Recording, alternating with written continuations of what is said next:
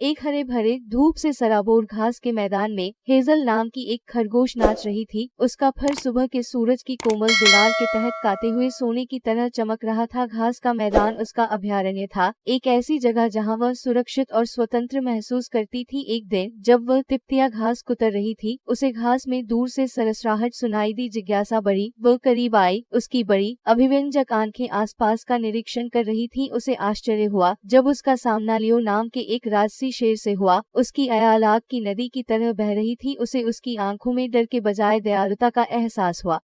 लियो शेर हेजल द्वारा सामना किए गए किसी भी अन्य शिकारी से भिन्न था। उसके पास एक दुर्लभ सौम्यता और बुद्धिमत्ता थी जिसने उसे आकर्षित किया। जैसे जैसे दिन हफ्तों में बदल गए, उन्होंने तारों से जगमगाते आकाश के विशाल विस्तार के नीचे कहानियां साझा की। लियो ने अपनी गहरी गड़गड़ाती आवाज में सवाना की विशालता और प्रकृति के सामंजस्य के बारे में बात की। हेजल ने अपने तेज तर्रार तरीके से घास के मैदान के चमत्कारों की कहानियां सुनाकर उसे मंत्रमुग्ध कर दिया। उनकी दोस्ती परवान चढ़ी और उन्होंने उन दोनों को सौहार्द का सही मतलब सिखाया।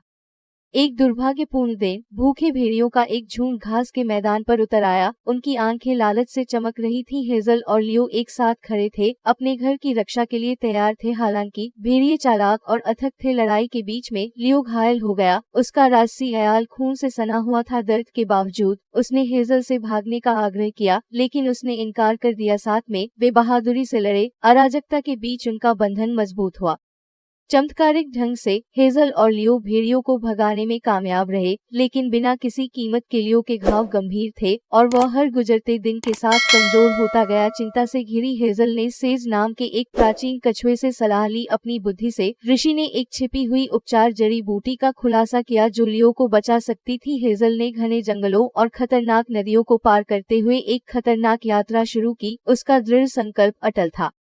वापस लौटने पर हेजल ने कांपते पंजों से उपचार औषधि बनाई। जैसे ही सूरज क्षितिज के नीचे डूबा, उसने सावधानी से उसे लियो को खिलाया और उसके ठीक होने की प्रार्थना की। रात उत्सुकता से बीत गई और भोर की पहली किरण में लियो की आंखें खुली, उसकी ताकत लौट आई। कृतज्ञता से अभिभूत होकर उसने हेजल की अटूट मित्रता और बलिदान को स्वीकार करते हुए उसे मना लिया। उस दिन के बाद से उनका बंधन आशा और प्रेरणा का प्रतीक बन गया, जो सभी प्राणियों को एकता और निस्वार्थता की शक्ति की याद दिलाता है।